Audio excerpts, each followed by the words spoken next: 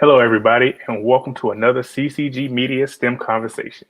Today, we are joined by Rice University's Terrence Rice. Welcome back to the show, Terrence. How are you doing? Pretty good. How are you? I'm very well. You know, for those of you who don't know, Terrence and I actually had a conversation, I want to say maybe a year ago. Hmm. Yeah, well, we wrote a nice article that we put up. We're gonna try to make sure that that link is available for anybody who wants to go back and check out because we covered a lot of good things, and I think we're gonna cover a lot of good things here today. So to kick things off, Terrence, how have you been during this COVID lockdown? It's been partly a transition conducting research in campus. So I have to switch things around, explore the data sets that I have. Mm. So everything from a research standpoint is a bit of a transition, but personally, everything has been good. So I'm loving being able to explore some things at home. Kind of missing some of the feelings that you get from classmates and being able to Mhm. talk to them one. But it's definitely we're finding creative ways to surpass that. Yeah. What has been one of your biggest pastimes since the lockdown? I'll share one of mine. I've been really big into Instagram. Mhm.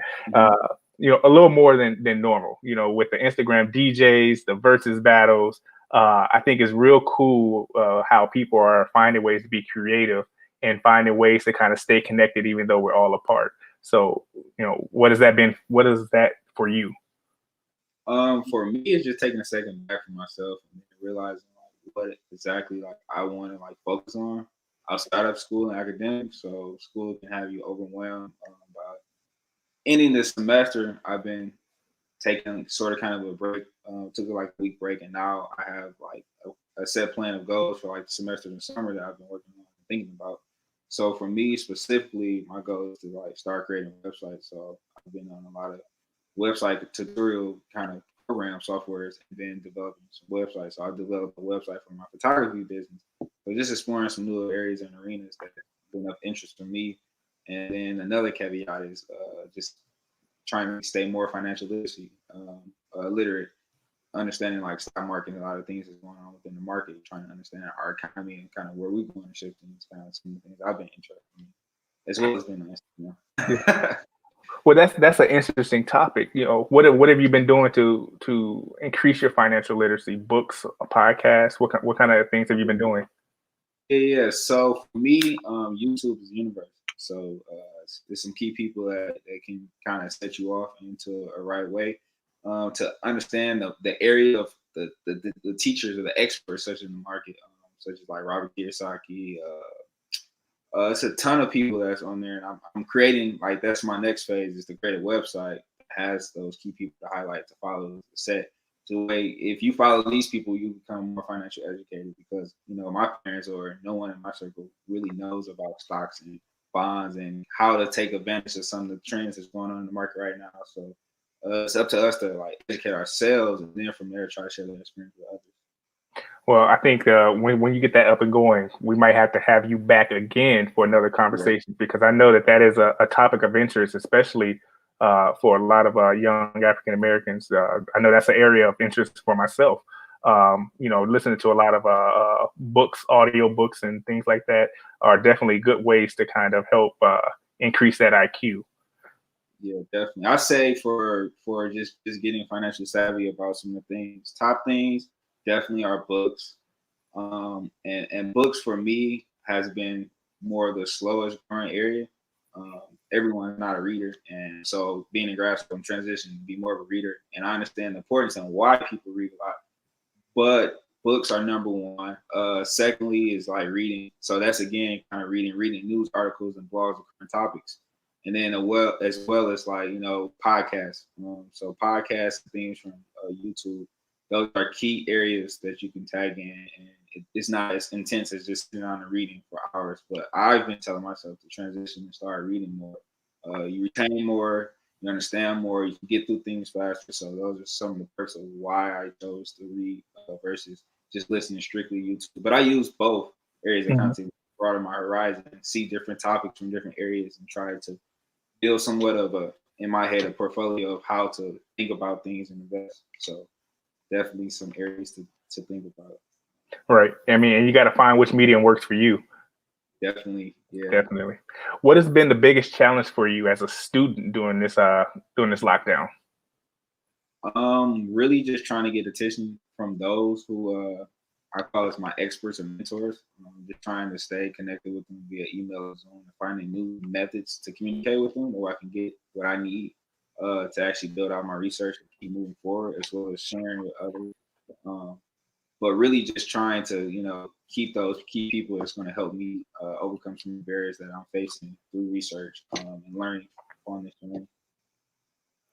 Now, Terrence, I've been up and down through your resume, and I can tell you it is quite extensive. So instead of me going and reading down all of it, I want you to kind of tell our audience a little bit about yourself and your academic history. How did you become Terrence Rice, the man that's sitting in front of me right now? Well, starting off college, I didn't know anything about it. My mom and dad. No one really knew much about college. I just took the leap of faith. Really just trying to position myself unlike others. So a lot of people weren't doing internships. Starting off, I knew internship was the key. You kind of got to get a job and see the future where you want to go. So for me, I looked at it as opportunity for me to kind of explore different areas within industries that I can see myself in. So just some of the areas that I started off with was just started off with a simple power company, being electrical engineering. Just wanted to see what it was to be an electrical engineer. And then from there, I worked for more of a specific kind of circuit breaker company called Eaton. And then from there, just matriculated to space, to working to semiconductors. And then I kind of stuck into the semiconductors again because an opportunity opened up for a better company, which was Intel. So just trying to see these different areas in which my major and my interests kind of align, and then from there trying to exploit those opportunities and see all that I can in different areas. And that led me to do internships all across the country, from Denver to Tennessee to California, and it just shaped me to even want more. So next is global. So what can I do on a global stand to serve as a minority within the field of STEM? Yeah. And so we're gonna come back to the internship part. I got some nice questions for you about that. But let's go back to your start with electrical engineering. Why electrical engineering? What helped you to focus on that path, or what inspired you to focus on that path? Yeah. So starting off in high school, we had like a trade school sort of kind of thing where you kind of explore anything from website development, graphics, and all of these different areas. And it was two classes: mechanical, more of a mechanical based design class, and then it was a circuits class. And so from there, I took the circuits class, more of the interest of being able to design and work with computers and robots and different things that kind of sprung my interest. And so from that course, we actually made an actual radio. And leading up to graduation, I kind of asked myself, what did I want to do? Of course, I wanted to make some money.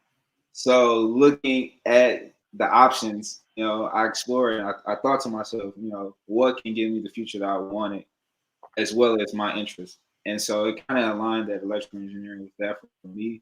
And I've been enjoying it ever since then.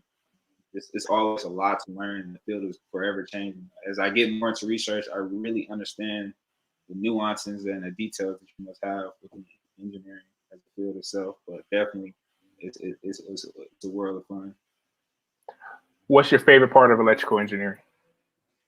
Uh, I like more of the artificial intelligence side of things. Just thinking about some of the systems that have been able to develop, such as GANs, and so they can take an image of Obama and then put your face on there, and then you'll sound and act just like Obama and have his gestures and everything. So just being able to create interesting, cool things like that can serve on platforms that we connect with most, such as Instagram and different things of such. And just to be able to say you've done it and you can explore it is kind of what's interesting to me, because you can connect with it. It's interesting you chose that as your example, because that is both terrifying and very cool that like we can do stuff like that. But just thinking that somebody can just take your face and your voice and all of a sudden, they could do some damage. But it's cool that we can do that. So it could be bad, but just thinking like on the scale, just if America's not doing it, then other countries are doing it. So we certainly try to keep try to be at the forefront of that and try to be able to, distinguish between the two. And so just like anything, so you can explore from like our data that's going on our computer right now. Could it be tapped or encrypted right now? The same thing with videos. It's just a space that hasn't been explored yet. So research is broad. It's a lot of different areas and things. And I'm learning as much as I can about these different areas. And it's just interesting and cool to me. Terrence, I'm going to turn you into a salesperson right now. And I want you to imagine that a middle schooler / high schooler just come up to you and they express their interest in becoming an electrical engineer, but they're worried about the tough workload. What is your sales pitch to kind of encourage them to keep pursuing that path or to pursue that path? Yeah, the workload it's hard for me. It's a lot of things I don't know. It's a lot of uncertainty. But really, the biggest thing in engineering is if you can teach yourself how to learn engineering and how to get through those classes, you unlock the door of life. And that's just kind of my philosophy with it. If you actually can teach yourself how to navigate these tough and difficult classes and courses, uh, you can teach yourself a lot of different things and not being afraid and fearful of putting yourself out there on the ledge. Now, don't get me wrong, it's not easy by no means. And I just want to be upfront and forthful with you all. That it's not easy, that there are things that you can do to make this journey a lot easier. For me, I spent a lot of weekends in tutoring, getting one-on-one tutoring. Sometimes it was group tutoring, but mainly just knowing that I had to get what I needed out of the system of engineering, which will structure you to become better. So it's a lot of sacrifice and time that you have to put into it. And it does reward you because a lot of opportunities that I had came about engineering that I would never have had. So putting in the time and effort does pay off. It's not easy. And just know that, you're doing it to better yourself. It's not specifically all the academics, but it's more or less you building yourself up to become a better person. Now, I know from our previous pre-recording conversations that you have studied abroad. Tell me how did you get into that? How did you come across that opportunity? Yeah, so I had a friend that did it the summer before me. And so just highly interested in just getting abroad to see how other people share their experiences, such as life, culture, and a lot of different things, and seeing things from different perspectives and different angles. And then from there, being able to have your own perspective. A lot of things we see and view are just one-sided from American view, but being able to get that broad perspective and being able to get some of those experiences kind of what I sought after.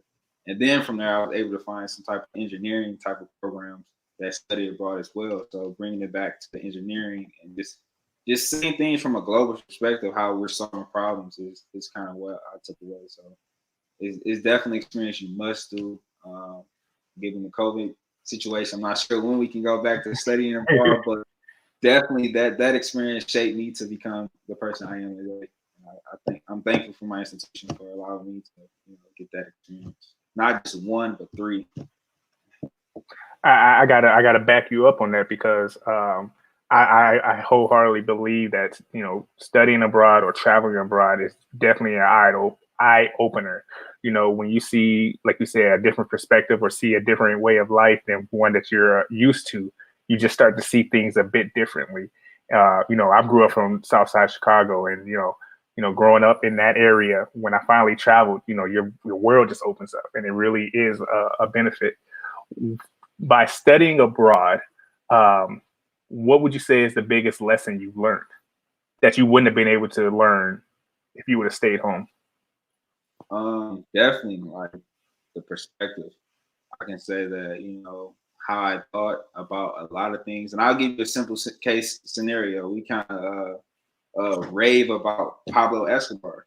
But when I had the opportunity to go to Colombia, he was frowned upon because he did so much damage and harm to the communities and the people there that they really didn't, praise him as we do in America. And so me as an American, I wanted to go there just to see what Pablo did. But no, that's not what they want their history to be. That's not what their intention of who Pablo is should raise and be. So just understanding how to like disconnect from the world and see things from different perspectives and angles, and then weighing in your opinion is kind of what I took away from those situations by going abroad. Terrence, I'm gonna kind of go back because right now you're pursuing your PhD, right? Yes. So, what made you decide, after you graduated from undergrad, what made you decide I want to go back and I want to get my PhD? What was the factors there? Because with PhD, there are interesting ways for you to be able to fund it. So funding was a big thing. So debt, no debt at all, as well as being able to get a stipend. And so I looked at it as I can get paid to continue to learn.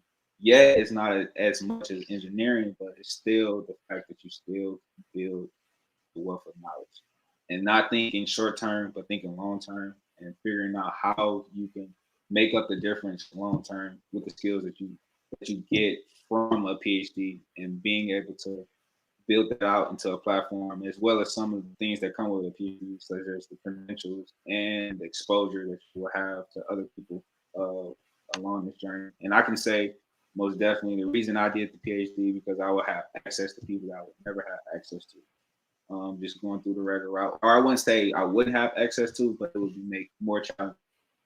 So being able to do the PhD definitely opened up a lot of opportunities for me thus far. And I'm looking forward to seeing what more opportunities that will come about. That's awesome. Now, you're also a gym fellow. Yes. What is a gym fellow, and how did you get that opportunity? So gym is the reason why I'm here today. It gave me the opportunity to go to school, and it gave me the network and the opportunity to be around a lot of leaders who have been through the gym process and are leaders within engineering and other industries throughout the country. But GEM is a fellowship that allows you to pay for school and it gives you a stipend.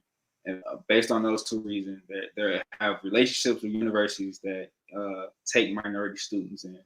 And so this is another opportunity that opened up a door for me to be able to be at the institution that I'm at the moment. Now, earlier I mentioned about how long and extensive your resume is, and part of that reason is because you have so many internships on there. How did you end up getting so many internships?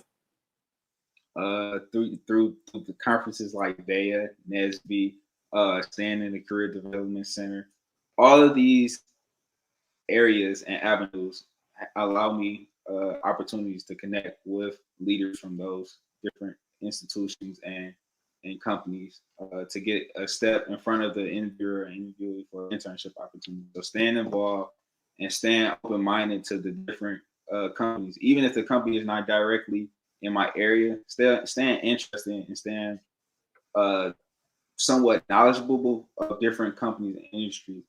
For engineering, every company needs an engineer in some shape or form, and they like our methodology. So just knowing that as an opportunity for me to actually get that experience and know what different companies are doing. So for me, I just stay aware of all industries and companies and try to understand what is it about the job market, not just specifically what engineering job market, but what is it about banking? What is it about construction? What is it about all these different areas? And this led me to my decision of sticking with semiconductors for the past semester. But next, I may go into just software or something, research or techie, but at least I know the whole entire market, at least know some of these different areas. And that leads into my big shape story of being able to be financial literacy and understand the economic system of the world itself. And so all this kind of matriculated from the foundation of school and my curiosity to stay open minded about these different job opportunities.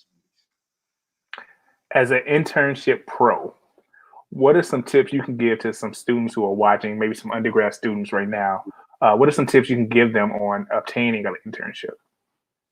Uh, put yourself out there. Don't be afraid to, you know, get better at the interview. Interviewing is a process and a skill that you have to learn. For me, I was terrible at it. So being able to learn those foundational skills, such as writing a good resume, how to interview, and how to connect with the person. These are some soft skills that you need to learn. They are also foundational. Everything is not academics, so some things are two-sided, and some of those skills are not taught in the classroom. And that's where some of these opportunities, such as Thurgood Marshall Leadership Institute, some other things of what was it? inroads and these different programs, they kind of show you how to go through the process of interviewing and connecting with jobs and entities. And so getting help in those areas as well, not just academics, but just some of the interviewing and kind of getting into internship is what I would say for a person that, you know, want to get an internship but can't or don't know how. Just get the help that you need. You mentioned a little bit earlier the Baya STEM conference. You know, Yeah. what was your experience at Baya? What was that like? So Bay is the place where you can get the job before NSB.